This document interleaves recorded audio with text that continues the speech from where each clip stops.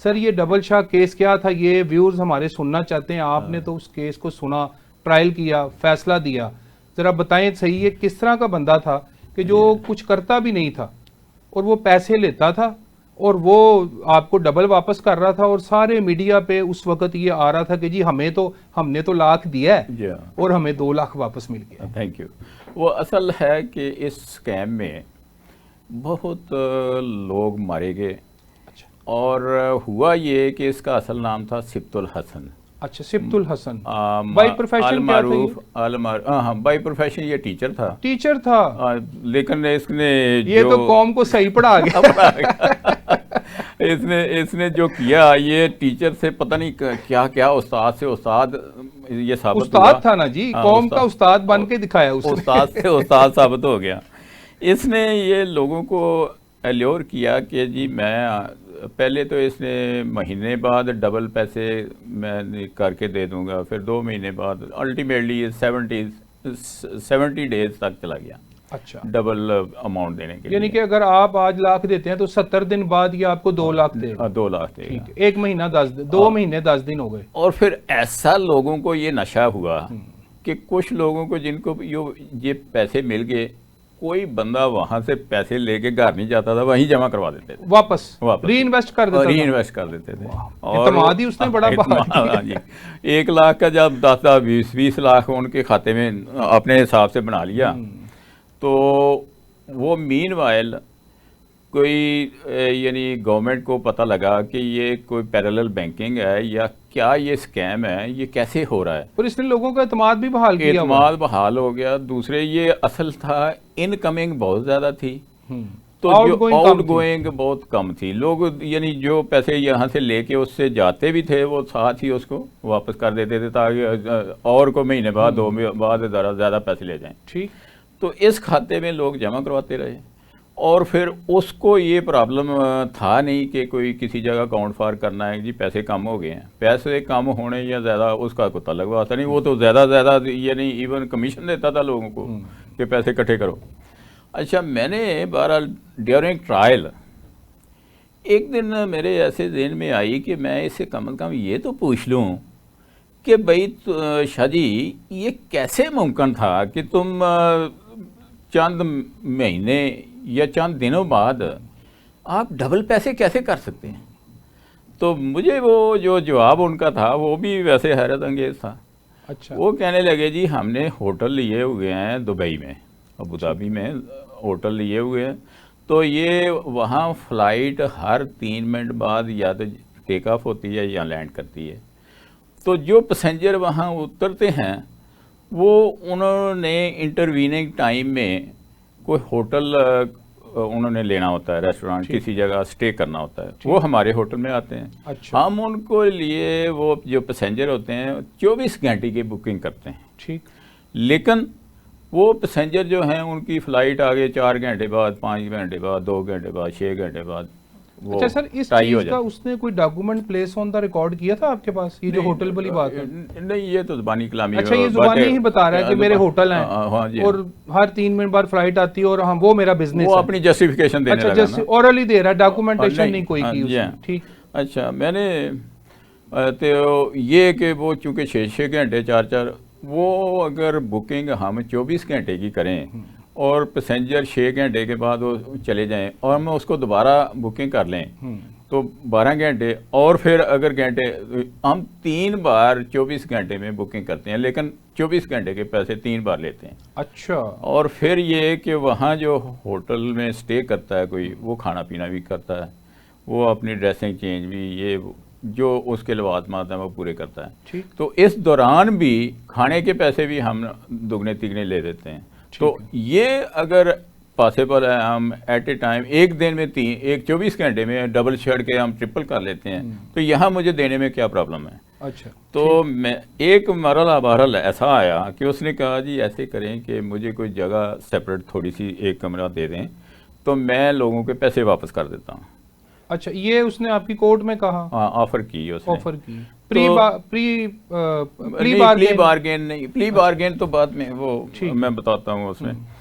वो ये मुझे ये हुआ कि चलो इन लोगों की भलाई हो जाएगी, हो सकता है इसने किसी जगह पैसे रखे हुए हैं, ठीक, तो वहाँ से ये किसी को कहे तो पैसे आ जाएं, तो जो लोग बेचारे लूटे गए हैं उनको पैसे मिल जाएं।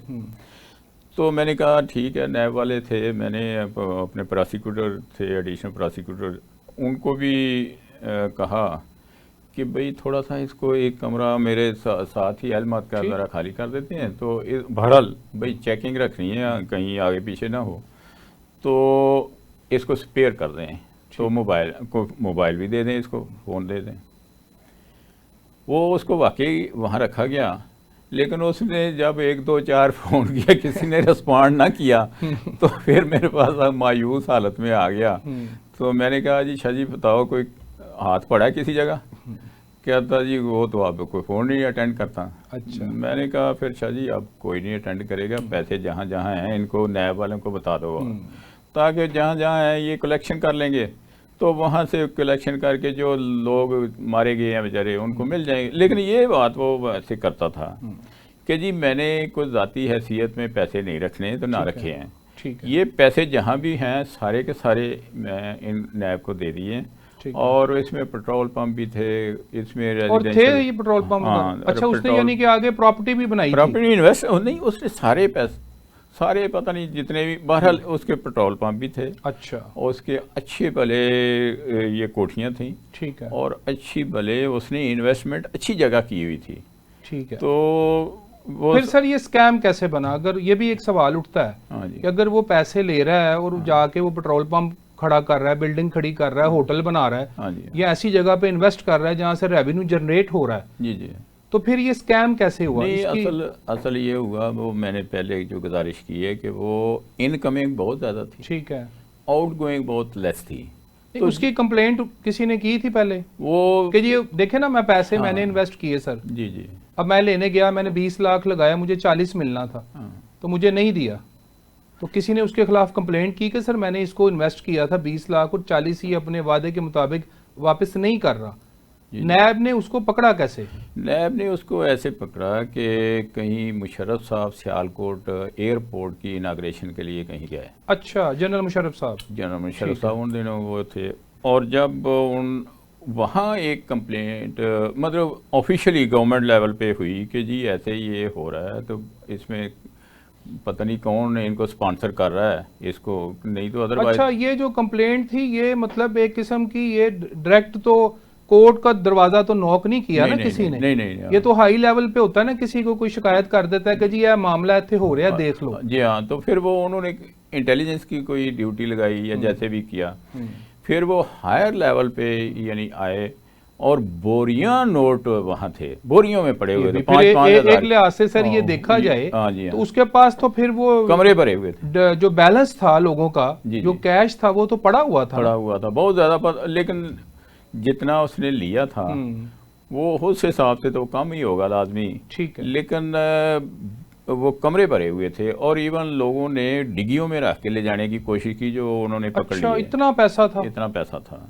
तो जो वहाँ शनीद हुई, मुझे पता लगा कि ऐसे हुआ है, और वहाँ से डिग्गियों से रिकवरी की गई, ठीक है, और कमरों से भी रिकवरी हुई, बोरियों में नोट लाए गए, और फिर ये स्टेट बैंक के वो जो थे क्लर्क, उनको बुला के ये काउंटिंग हुई। ठीक है, मशीनें लगा के हुई होंगी, मशीनें लगा के, हाँ मशीनें लगा के, करेंसी काउंटर। तो फिर अल्टीमेटली ये हुआ जब केस ट्रायल हुआ, तो जब केस ट्रायल हुआ तो इसमें उसने कहा जी मैं एडमिट करता हूँ मैंने किया है ये काम सारा, मैंने वो अपने हिसाब से जी मैंने गुड फेथ किया है, तो मैं कन्फेशन करता हूँ। अच्छा, कि मैंने इतने सारे पैसे लिए हैं और मैं ये देने को लिए तैयार हूँ, लेकिन मिले जितने भी हैं ले लें।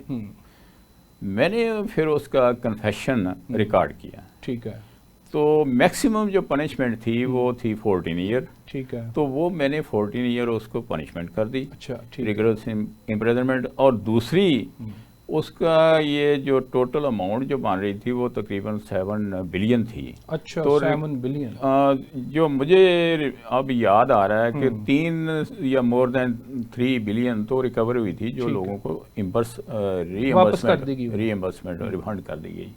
तो असल है कि कुछ ऐसे भी हुआ कि बापर्दा कुछ लोग थे जिन्होंने क्लेम ही ना किए। वो अच्छा। पैसे अगरचे उनके थे जमा तो उन्होंने करवाए डबलिंग के लिए, लेकिन हो सकता है उनकी क्या मजबूरी थी, क्यों उन्होंने क्लेम नहीं किए। कई लोग होता है वो डरते हैं कि यार हम एक ऐसे महजिब सिटीजन है कि सूद के जमरे में ना आ जाए, जी मेरा हाँ। पर्दा रह जाए सारी जिंदगी, होता है ना जी हाँ। कि इस तरह के लोग भी होते हैं। मे भी वैसे लोग हों, उन्होंने अल्लाह पे ही छोड़ दिया हो कि यार वापस ही नहीं लेते। जी हाँ, वो ऐसे ना उन्होंने फिर क्लेम कम तकरीबन जो मुझे बाद में पता लगा कि क्लेम सर ये इतने सजा ज़्यादा नहीं कौन से ईयर में हुई इसको? थे। 2007 में? इसको 14 में 2014 14 में हुई और 14 साल की कैद हुई इसे। 14 साल की। तो उसमें जो दिन रात मिला हाँ, के वो काउंट हुए।